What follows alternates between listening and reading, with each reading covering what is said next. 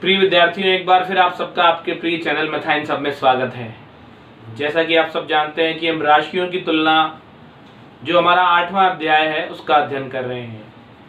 आज के वीडियो में हम देखेंगे कि जो भी राशि हम जमा कराते हैं वो जमा कराने के स्थान हमारे होते हैं या तो पोस्ट ऑफिस या बैंक।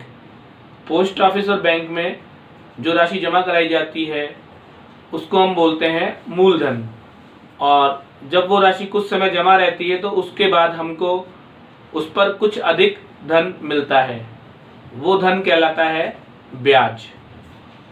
तो इस तरह से अगर कोई भी हम बचत करते हैं तो उसे हम जमा कराते हैं, या हमें कुछ उधार लेना हो तो वो भी हम बैंक से लोन के रूप में ले सकते हैं, उस पर भी हमको ब्याज देना पड़ता है। तो इस तरह से जो ये कम या अधिक राशि होती है ये कहलाती है ब्याज। सामान्यतः जो अपना ब्याज होता है वो निरंतर बढ़ता रहता है। जैसे पहले साल हमको जो ब्याज मिला, दूसरे साल उतना ही ब्याज नहीं मिलता है, उससे कुछ अधिक ब्याज मिलता है बैंक में। तो ये जो कहलाता है ये ब्याज का संयोजन कहलाता है, अथवा इसे हम कहते हैं चक्रवृद्धि ब्याज। दो प्रकार के ब्याज होते हैं, साधारण ब्याज और चक्रवृद्धि ब्याज। साधारण ब्याज के बारे में हम कक्षा 7 में पढ़ चुके हैं, कक्षा 6 में पढ़ चुके हैं, जिसका सूत्र होता है मूलधन गुणा समय गुणा दर बटा 100। कक्षा 8 में हम पढ़ेंगे चक्रवृद्धि ब्याज के बारे में। ब्याज जिस राशि में सम्मिलित होता है, अर्थात मूलधन में अगर हम ब्याज को जोड़ देते हैं तो वो कहलाता है मिश्र धन। हमें जैसे कुल राशि अगर निकालनी हो किसी प्रश्न में कि हमने 1 वर्ष बाद, 2 वर्ष बाद या 5 वर्ष बाद कितना कुल धन चुकाया, तो कहलाएगा उसका मिश्र धन। अगर वो कहे कि कितना धन हमने अधिक चुकाया तो वो कहलाएगा उसका चक्रवृद्धि ब्याज। तो आइए अब हम शुरू करते हैं प्रश्नावली 8.3। तो देखिए प्रश्न नंबर 1, 10,800 रुपए पर 3 वर्ष के लिए 12/1/2% वार्षिक दर से वार्षिक रूप से संयोजित करने पर कुल राशि एवं चक्रवृद्धि ब्याज ज्ञात कीजिए। तो इसमें आपको दिख रहा होगा, साफ साफ लिखा हुआ है कि वार्षिक रूप से संयोजित करने पर। वार्षिक रूप से संयोजित करने का मतलब होता है कि हमको वर्ष भर में एक बार ब्याज दिया जा रहा है। तो इस तरह से हम सबसे पहले देखेंगे जो ये 10,800 रुपए है ये कहलाएगा मूलधन।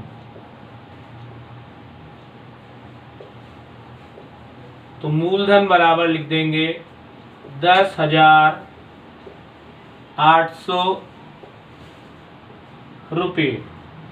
दर दी हुई है 12/1/2%। इसको हम लिख सकते हैं 12.5% भी इसको लिख सकते हैं। और समय दिया गया है हमको कितना, 3 वर्ष। तो ये ध्यान रखना है आपको, पहले जो भी हमको दिया गया है वही हम लिखेंगे। इसके बाद इसने बोला है कि कुल राशि एवं चक्रवृद्धि ब्याज। तो कुल राशि भी ज्ञात करनी है और चक्रवृद्धि ब्याज भी ज्ञात करना है। तो पहले हम ज्ञात करेंगे कुल राशि। कुल राशि से हमारा तात्पर्य है मिश्र धन, जिसका सूत्र होता है मूलधन गुणा 1 प्लस दर बटा 100, और इसको ब्रैकेट में लिख के इस पे लगा देंगे हम घात समय। तो ये कहलाता है हमारा मिश्र धन अर्थात कुल राशि ज्ञात करने का सूत्र। तो मूलधन की जगह देखिए, सबसे पहले आपको दिया गया है 10,800 गुणा 1 प्लस दर है 12.5 बटे में 100, समय है 3 वर्ष। तो देखिए 10,800।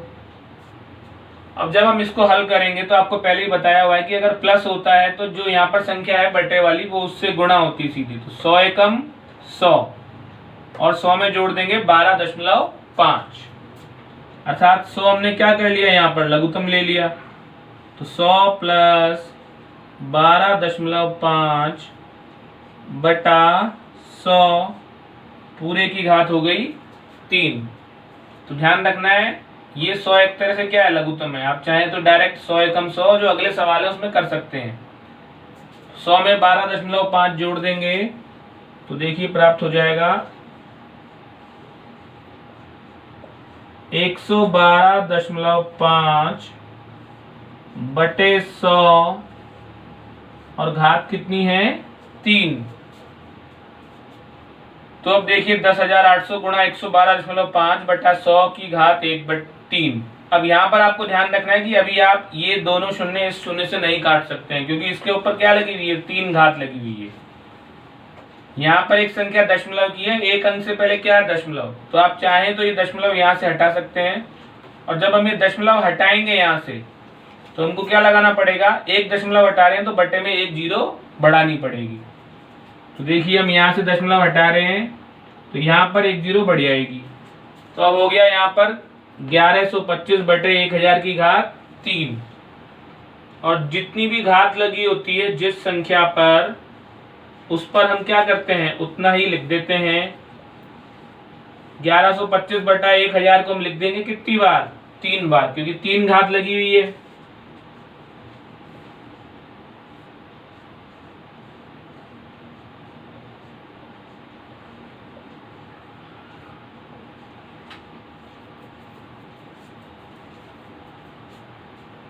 तो अब देखिए 2 शून्य से 2 शून्य आप यहां पर काट सकते हैं।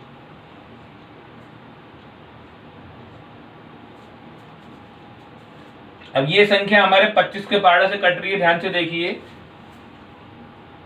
25 का भाग देंगे तो 25 चौके 100, 112 में से 100 घट गए तो कितने बच जाएंगे 12। 12 के आगे उतार लेंगे 5 तो हो जाएगा 125।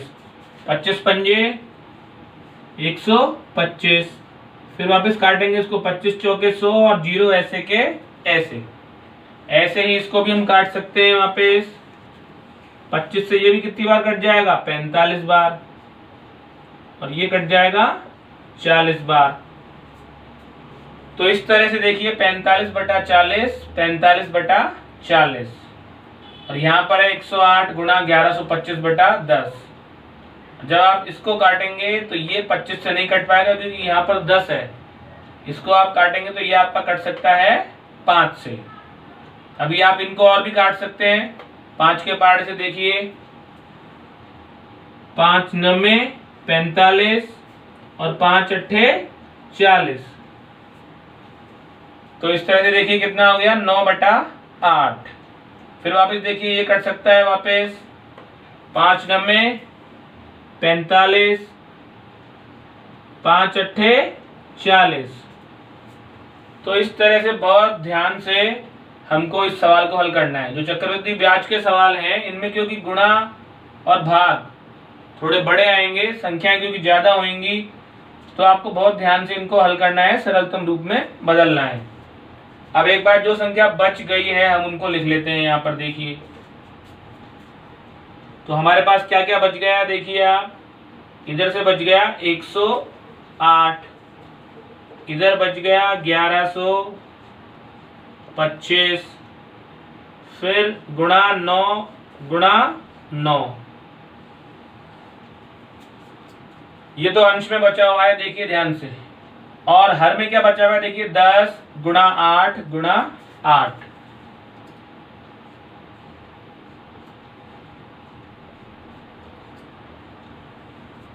अब फिर हम काट सकते हैं इस संख्या को और इस संख्या को। देखिए 108 और 8 आपस में कट रहे हैं, 4 से कट जाएंगे दोनों। तो 4 से जब हम इसको काटेंगे तो 4 दूनी 8, ये 4 दूनी 8 और 2 बच जाएंगे। 10 में से 8 के कितने बचेंगे 2, 2 के आगे उतारेंगे 8, 28 हो जाएगा। 4 सत्ते 28। तो इस तरह से 4 से कितनी बार कट गया यहाँ पर 27 बार, और ये 4 से कट गया 2 बार। अब देखिए और संख्या हमारे एक संख्या और कट सकती है यहाँ पर, ये 10 कट जाएगा किससे 1125 से। 5 बार हम चाहे तो इसको काट सकते हैं। 5 दूनी 10, इसको भी काट देंगे। 5 दूनी 10 और बच गया 1, 12 हो गए वापस, 5 दूनी 10 और 5 पंजे 25। तो इस तरह से अब हमारे पास बच गया 27 गुणा 225 गुणा 9 गुणा 9 बटे 2 गुणा 8 गुणा 2। अब कोई भी संख्या हमारे ऊपर नीचे नहीं कट रही है, तो जो ऊपर वाली संख्या है इनको लिखकर हमको क्या करना है, गुणा करना पड़ेगा। तो ये सवाल आपने यहाँ तक लिख लिया होगा। अब इसको हम मिटा रहे हैं। यहाँ से देखिए, एक बार वापस देख लीजिए, यहाँ तक समझ लीजिए कि कुल राशि का मतलब होता है मिश्र धन। जो ज्ञात करना है हमको, उसका सूत्र लगाएंगे मूलधन गुणा 1 प्लस दर बटा 100 की घात समय। फिर यहाँ पर जो मान है वो रख देंगे। दशमलव जब एक अंक से पहले है तो उसको हटाएंगे तो बटे में क्या लगेगा, एक शून्य लगेगा। फिर जितनी घात है उस संख्या को हमको उतनी बार लिखना है गुणा के रूप में। उसके बाद बहुत ध्यान से संख्याओं को हल करना है। तो अब देखिए, अब हम जो हमारे पास है इसके बाद हम कर रहे हैं, जो यहाँ पर बच जाएगा वो अब देखिए, क्योंकि सवाल में काफी बड़ी संख्या है इसलिए इसको आपको बहुत ध्यान से हल करना है।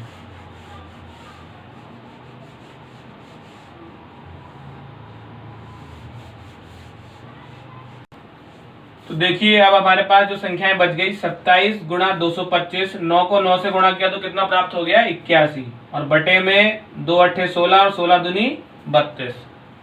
तो जब हम इन तीनों का गुणा करते हैं तो हमें प्राप्त होता है, यहाँ पे देखिए 4,92,075, और इसमें हमको भाग देना है 32 का। तो जब हम 4,92,075 में भाग देते हैं 32 का तो हमें प्राप्त होगा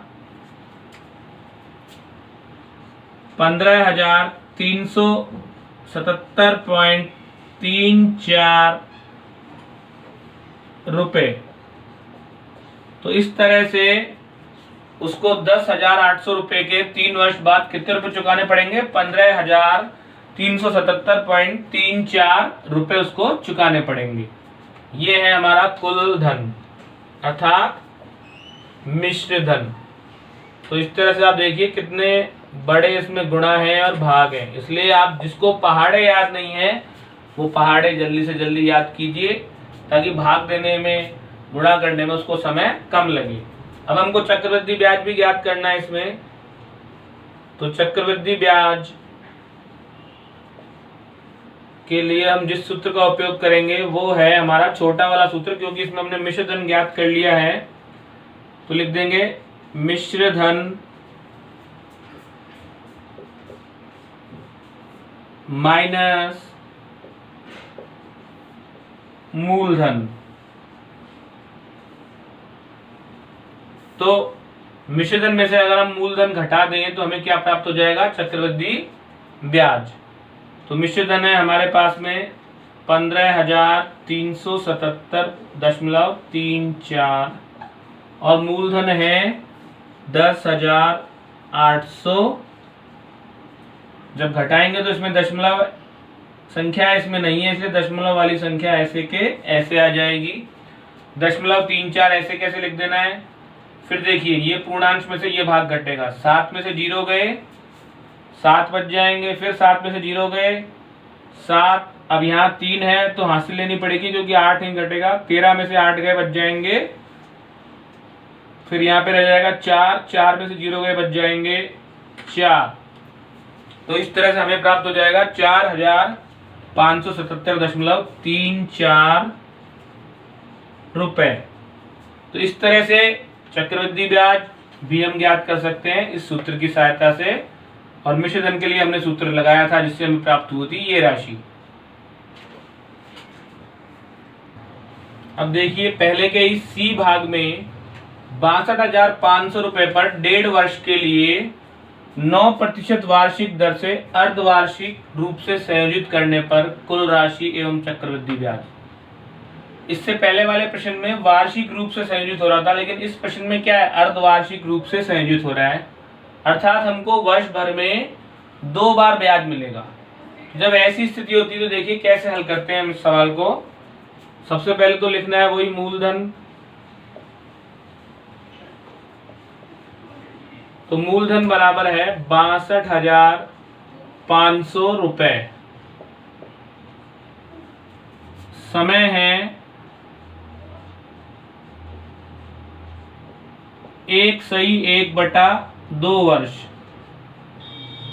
लेकिन देखिए यहाँ पर ब्याज चुकाने की शर्त अर्धवार्षिक है, अर्थात हमको प्रत्येक आधे वर्ष पर एक बार ब्याज मिल रहा है। तो यहाँ पर देखिए 1.5 वर्ष है, 1.5 वर्ष में आधा आधा आधा कुल मिला के होता है 1.5, अर्थात 3 अर्धवर्ष शामिल होते हैं। तो इसलिए समय हमको अर्धवर्ष में बदलने पर क्या प्राप्त होगा, 3 अर्धवर्ष। तो ये ध्यान रखना है कि जब भी हमें अर्धवार्षिक रूप से ब्याज संयोजित हो तो जो समय होता है वो दुगना हो जाता है। इसको आप ऐसे भी कर सकते हैं, 1.5 का दुगना कितना होता है, 3, और जो दर होती है वो हो जाती है आधी। अभी दर हमको दी गई है 9%, तो 9 की दर आधी हो जाएगी 4.5% अर्धवार्षिक। तो ये भी आपको ध्यान रखना है कि किस तरह से अर्धवार्षिक दिया गया हो तो हमको समय को और दर को परिवर्तित करना है, क्योंकि अगर इसको आप बिना परिवर्तित किए कर देंगे तो आपका उत्तर गलत आएगा। अब वही कुल राशि ज्ञात करनी है। तो कुल राशि का सूत्र अब तक आप सबको याद हो गया होगा, जिसे हम क्या कहते हैं, मिश्र धन। तो मिश्र धन बराबर लिखेंगे मूलधन गुणा 1 प्लस दर बटा 100 की घात समय। मूलधन कितना है, 62,500 गुणा 1 प्लस दर है 4.5% और बटे में 100 ऐसे कैसे आएगा, समय में लिख देंगे अब हम 3। तो ये ध्यान रखना है, सबसे इंपॉर्टेंट बात यही है कि दर आधी हो चुकी है और समय क्या हो चुका है, दुगना, जब ब्याज चुकाने की शर्त क्या है, अर्धवार्षिक। अब इसको हल करेंगे, देखिए 62,500 ऐसे कैसे आएगा। पिछले प्रश्न में आपको बता चुके हैं कि 100 एकम 100 और प्लस है, इसलिए उसमें क्या जोड़ देंगे, 4.5। तो 100 एकम 100 में 4.5 जोड़ेंगे तो कितना प्राप्त होगा, हाँ शाबाश, 104.5। तो 104.5 बटे 100 की घात 3। तो 62,500 गुणा 104.5 बटे 100 की घात कितना आ गया, 3। अर्थात हमको उसको कितनी बार लिखना है, 3 बार लिखना है। तो 62,500 तो ऐसे कैसे लिखना है। अब आपको ध्यान है पिछले प्रश्न में भी एक अंक से पहले क्या था, दशमलव। तो जब हमने दशमलव हटाया था तो यहाँ पर क्या लगाना पड़ा था, हमको एक शून्य लगाना पड़ा था। तो देखिए ध्यान से, यहाँ पर हम दशमलव हटा रहे हैं, तो ये दशमलव यहाँ से हट गया और यहाँ पे हमने क्या लगा दिया, बटे में एक शून्य लगा दिया। तो अब क्या बन गया, ये 1045 बटे 1000। तो इसको हम लिख देंगे 3 बार।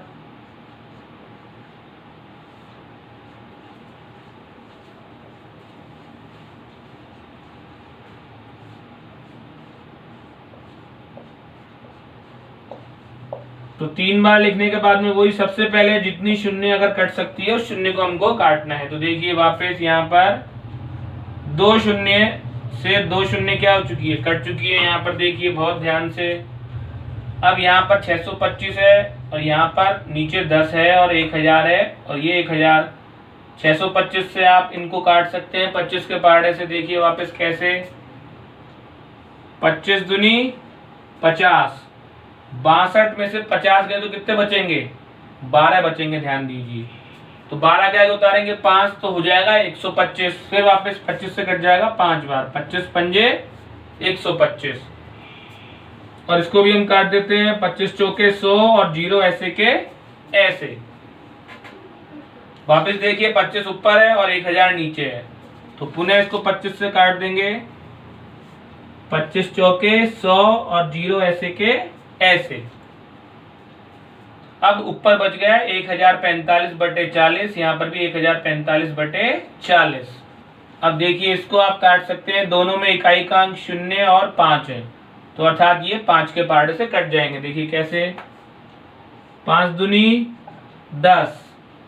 अब 4 है यहाँ पे, ध्यान दीजिए, तो 4 5 से डायरेक्ट नहीं कटेगा, क्योंकि पहले हम क्या करेंगे, यहाँ पर भाग टूट की क्या लगाएंगे, 0, फिर कटेगा 45 बन के ये 5 से, 5 9 45। तो यही ध्यान रखना है कि जब आप 1045 को 5 से काट रहे हैं तो आपको भाग टूट की 0 लगानी है, उसके बाद आपको काटना है, और ये हो जाएगा 5 अट्ठे 40। इसी तरह से ये भी कट जाएगा 209, और ये हो जाएगा 8। अब देखिए ऊपर क्या बच गया, 1045 गुणा 209 गुणा 209। अब इसको हम लिख देंगे एक बार, 1045 गुणा 209 गुणा 209, और बटे में ध्यान से देखिए, बटे में क्या है, ये 10 गुणा 8 गुणा 8। आप चाहे तो इसको भी यहाँ पर काट सकते थे 5 के पार्ट से वापस, देखिए काट दीजिए भले, यहाँ पर देखिए इसको कैसे काटेंगे, 5 दूनी 10 209, और यहाँ पर अब क्या आएगा, केवल 5 दूनी 10। तो इस तरह से इस संख्या को भी हमने काट दिया। अगर आप काटना भूल जाते तो आगे भी काट सकते थे, लेकिन यहाँ पर काट दिया तो अच्छी बात है। तो 3 बार आ गया आपके 209, और बटे में क्या बच गया, 2 गुणा 8 गुणा 8। तो एक बार जो भी बच गया उसको लिखेंगे बहुत सावधानी से। उसके बाद जो बच गया है, ऊपर का गुणा ऊपर, अर्थात 209 का क्यूब है ऊपर, और नीचे है 8 अट्ठे 64, 64 दूनी 128। अब इन तीनों का गुणा कीजिए फटाफट अपनी कॉपी में। 209 को 209 से 3 बार गुणा करना है आपस में। कीजिए गुणा, देखिए पहले कौन करता है। तो इस तरह से 209 को हमको 3 बार गुणा करने पर प्राप्त होगा 91,29,329, जिसमें हम भाग देंगे 128 का। तो 128 का जब हम भाग देंगे तो हमें क्या प्राप्त हो जाएगा, 71,322.88 रुपए, जो कहलाएगा मिश्र धन, अर्थात उसको इतना टोटल अमाउंट जमा कराना पड़ेगा। अब मिश्र धन ज्ञात हो गया, तो मिश्र धन ज्ञात होने के बाद में अब हमको क्या ज्ञात करना है, चक्रवृद्धि ब्याज। तो चक्रवृद्धि ब्याज का सूत्र आप सब जानते ही हैं, मिश्र धन माइनस मूलधन। तो देखिए अब चक्रवृद्धि ब्याज बराबर मिश्र धन माइनस मूलधन लिख देंगे।